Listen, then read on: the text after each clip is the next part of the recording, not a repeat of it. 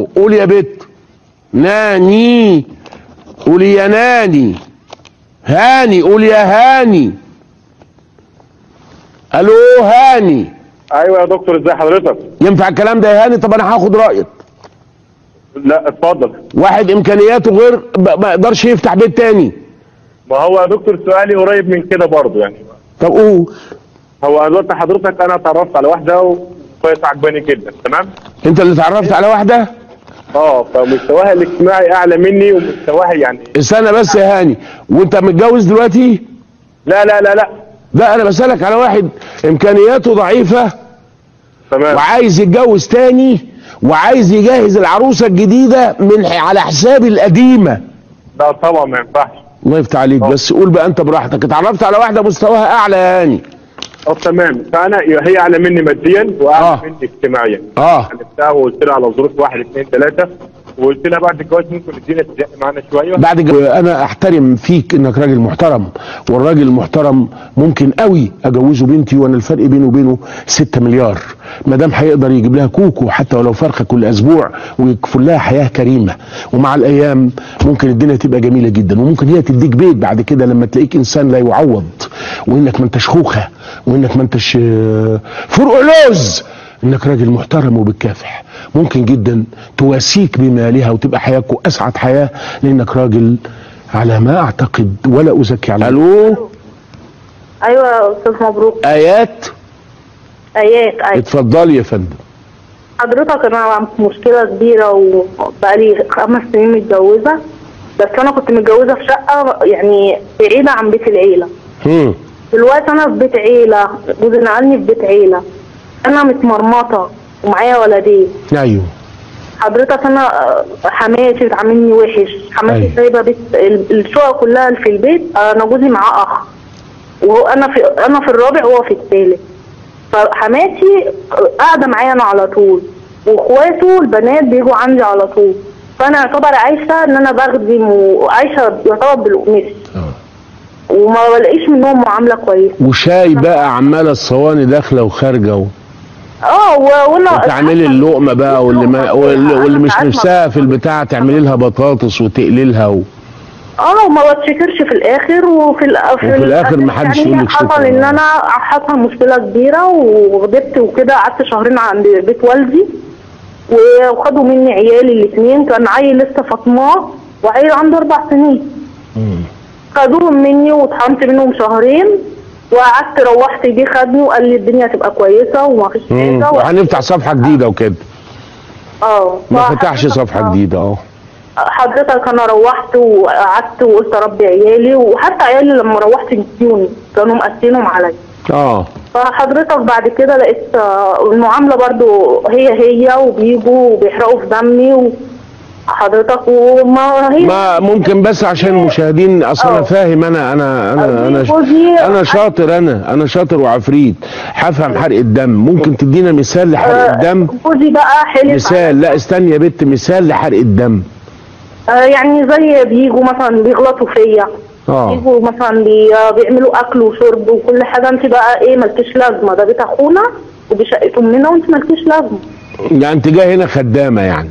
بالظبط كده. فجوزي جه راح قال لي لو مش هتصالحي اخواتي وامي هيحصل خلق ايامك سودا. فانا متضايقه من الكلمه دي. حضرتك انا بقول له هتخلي ايامي سودا، طب انا جايه عايزه اعيش راحت هي اللي قطعت وصفرت اهيت، عشان في اخ كريم بيقول لي والنبي اصبر شويه عشان نستمتع بكلام المتصلين. هي اللي قطعت والله. برضو مثلها كثير. واحده تبقى قاعده في شقه، حماتها تيجي، اخوات البيه النضورجي اللي هي متجوزاه يجوا، هي تقوم بقى قاعده ليه؟ المطبخ. اجيب لك برضو بانيه؟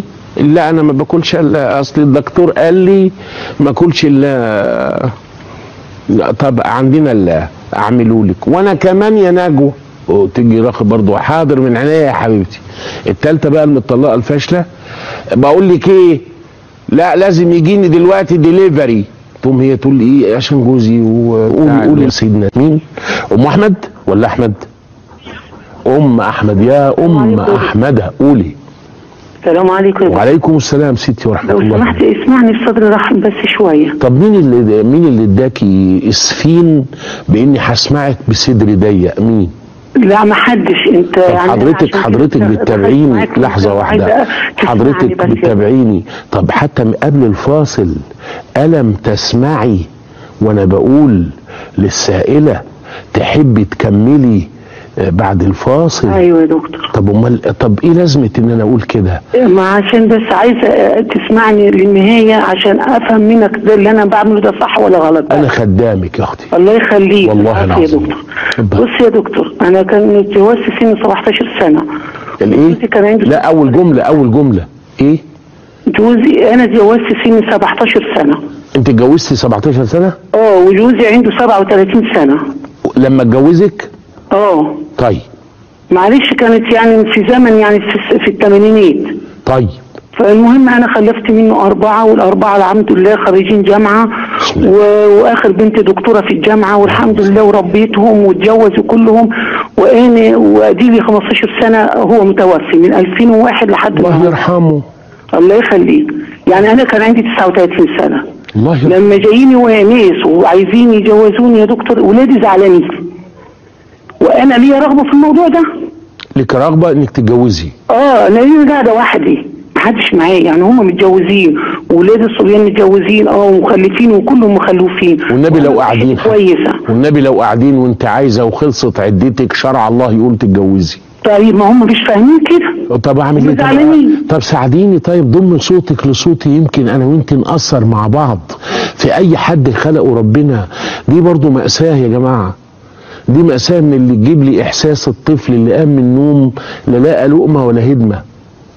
احساس بالقتل، والقتل اسهل لانه 3 ثواني والدنيا تخلص، انما القتل ده فظيع، قتل الاحياء ده فظيع. شرع الله يا بتوع شرع الله بتوع رمضان بلاقوهم زعلوا يا رب حلو يا بتوع يا رب اصبري عليا انت ثانيه. حاضر. شرع الله يا بتوع شرع الله يا اللي بتحبوا الله، يا دراويش يا مهافيف يا اي حاجه. الست لما جوزها يودوه 4 أشهر و10 أيام لو لها رغبه في الجواز اخر ال10 ولا تعزموا عقدة النكاح حتى يبلغ الكتاب أجله. أجله إيه؟ يوم ال10 بعد ال4 أشهر تتجوز. اللي بيعترض على كده يراجع شرع الله، يا يقول لي أنا بالمفتشر أنا مش بحب شرع الله. هو ينط ده هيريحني. أيوة. هقول له ليه؟ هقول له اعقل، هقول له توب، هقول له توب يا ابو الذنوب. يلا كملي. بس فالمهم انا الوقت مش عارفه يعني اراضيهم ازاي. تراضيهم اوعي. عايزه اراضيهم. لا بالجزمه القديمه. تراضي مين يا بنت؟ تراضي مين؟ تراضي مين؟ هو انت هتعملي ايه؟ في حد عشان يعمل شرع الله يراضي حد هو شاله 9 أشهر في بطنه؟ هو خايب الدنيا الا كده؟ تراضي مين؟ تقول انا هتجوز عشان ربنا قال كده، اللي عاجبه واللي مش عاجبه يغرق في الترعه. ما تخليش انفعل، انا مش عايز انفعل لاني منفعل خلقه. راضي تعملي ايه؟ تجيبي لهم بسكوته؟ ما انا خايفه. المهم مش ده يا هبله ان هم يروحوا يعملوا يا بنت استني عليا. ايه المهم مش تعملي ايه وتراضي مين؟ ان شاء الله معان حد تراضى.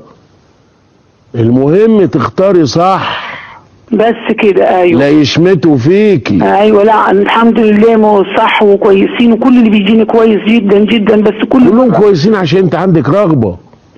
فهتشوفي الشيطان ملاك، لكن لازم ده يتحط حلو وتوزن واكليه بيض اومليت وراجعي تاني وراجعي حياتك تاني وشوفي ده عايز لك ليه وده عايزك ليه. وثلاث ارباع اللي هيجولك متجوزين. يا دكتور 3 ارباع اللي هيجوكي متجوزين وعندهم ولاد. انا عارف من غير ما اسالك. بس هم انا ما عنديش حاجه يا دكتور. ما عندكيش حاجه، ما انا فاهم. يبقى عندك حاجه برضو فيكي وفي شكلك. ممكن يعني. لا ده مش ممكن، ده شور يعني. هيجي ياخدك ليه؟ عايز جثث؟ هو لا لا يا اختي، عندك يا اختي، عندك يا دراهم يا عندك امرايا كده متشكله. فاللي جاي لك وعنده ولاد ده هيجيب البرتقال رخيص دلوقتي ب2.5. اسمعي وسايب اللي عنده في البيت وولاده من غير ما يشموا جلدة برتقانه، هينشف ريق بعد اسبوع من الجواز. سيبك من العيال خالص يتحرقوا. الامام الشافعي يقول، وانا قلتها قبل كده في الموعظه: انا سبب في وجود اولادي فلا يكن ولدي سببا في هلاكي او فنائي. ايوه. انت المهم ما تلاقي الحرب شديده بقى، امتى هم هيقعدوا على الكراسي؟ مش عايز اقول الكلمه التانيه على الهوا بدل ما اجيب دوره في القناه اللي انا بحبها، بدل ما يقعدوا على كذا، هم اخرها هم يقعدوا على هم دي امتى؟ لما يلاقوكي ناجحه وسعيده والراجل بيجتهد ويجتهد في اسعادك. انما بقى لو خدت واحد اي كلام يا بت ركزي وطلقك بعد اسبوع او ضربك بالشومه هيقولوا هي